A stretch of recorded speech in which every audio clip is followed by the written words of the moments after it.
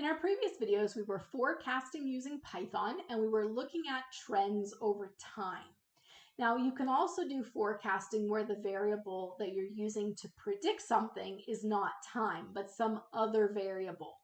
This, in operations management, we call an associative model. So if you want to do an associative model, then click here on at drstephpowers.github.io/mgmt-in-python. And we want to go to the forecasting workbook. This will take you inside of GitHub. Click into the Google Colab button. This will open up the workbook. Make sure you sign into your Google account, save a copy to your Google Drive. This allows you to run the code and amend it as you wish. And if you're doing this for a course with me, always make sure that you save your work.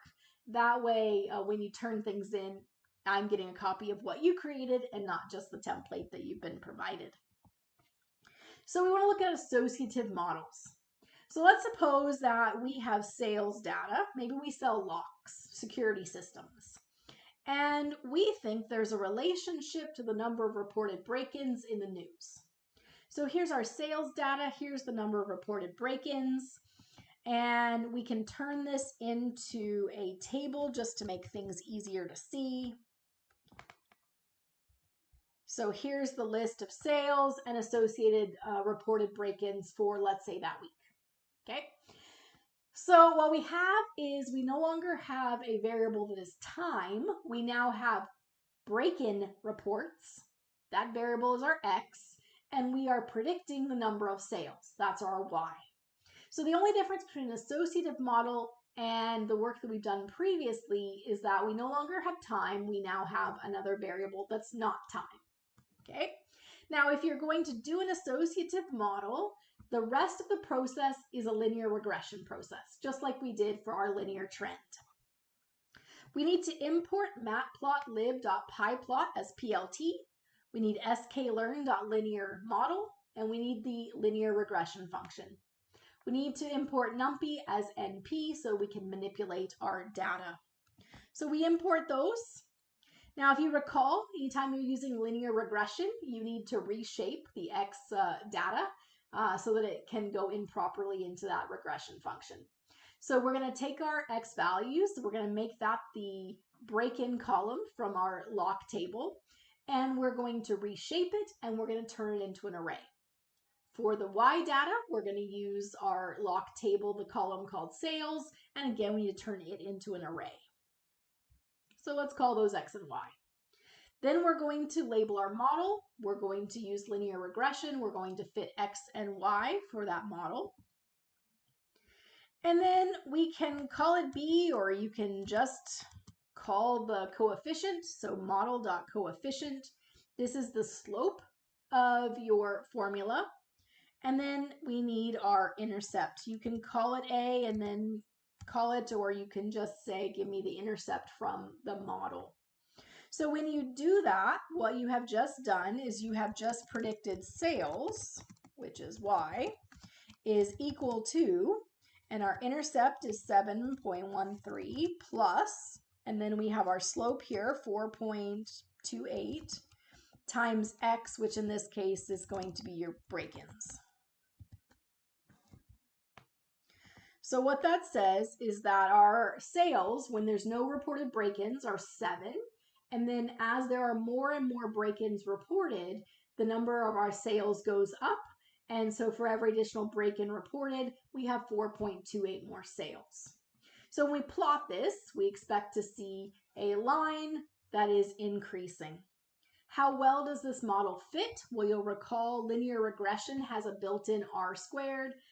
So we can just call that model.score XY, and we see that 86% of the variability in here, this is going to be our break-ins reported, predicts the sales numbers.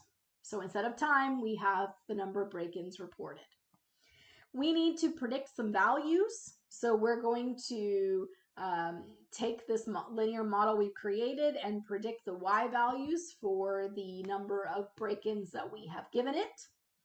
And we also want to forecast some additional numbers. So let's look at what the predicted sales are if the reported number of break-ins are 6, 8, 10, and 12. I just picked a couple numbers here. Again, because we're using that linear regression model, anything that's an X value needs to be reshaped and needs to be turned into an array. Same as before. Then predict your values for Y, so model.predict using the new X values. So X2 gives us our new predicted values for Y. So what this tells us here is that if there are 6 reported break-ins, then the sales are going to be 32.78. If there are 8 reported break-ins, it's going to be 41.33, 10 reported break-ins, 49.88, and 12 reported break-ins, 58.43. Okay. Now in this particular model, we're assuming kind of a continuous numbers, that the break-in or the sales numbers can be fractions. If you are taking business intelligence and analytics or the statistical analyst micro-credential, we'll look at Poisson distributions. That's where we look at the counts of things rather than just assume that we can have any partial number in between. So we'll look at that later. All right, so let's take this information, let's plot it. Let's plot the actual number of break-ins versus the sales. These are our data points that we'll have as dots, no lines. We're going to plot the number of break-ins with the predicted value for sales. We'll make this our line, make it nice and thick to represent that linear relationship. And then we're going to plot those additional values, right? We said what happens if the break-ins are 6, 8, 10, and 12. And let's look at the predicted value of sales for those numbers. Let's make it dots. And here we're going to have a line style of none. Not dotted like the previous ones, it just made it none so that we can see it nice and easy. Okay, we'll put X labels, we'll call that break-ins. The vertical we'll call sales. If you want to add grids, you can do that too.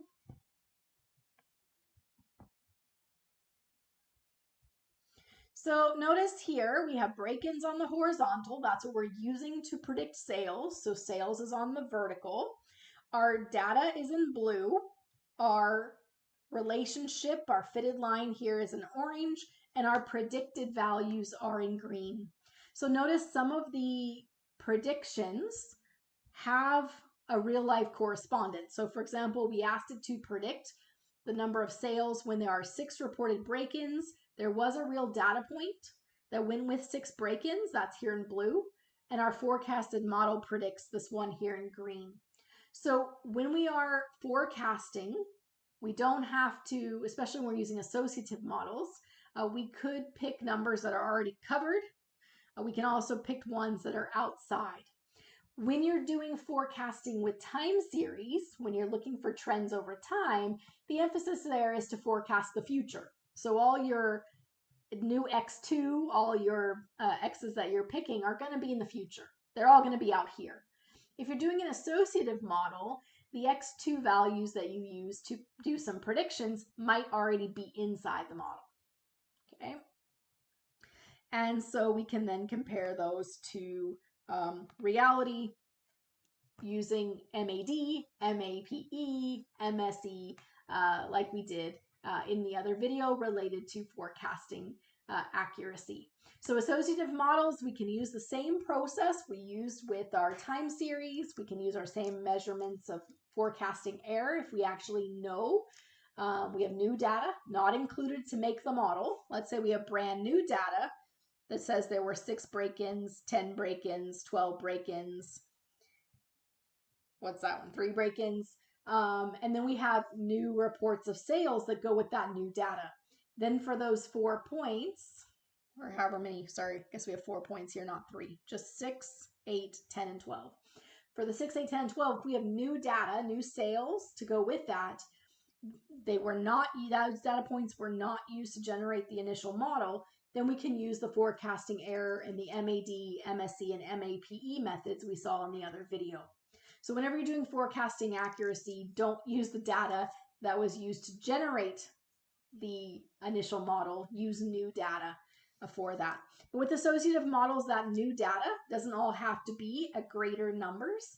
because you might have that in the future, there are lower number of break-ins that have an associated sales level. So you can see that like this green one and this green one here.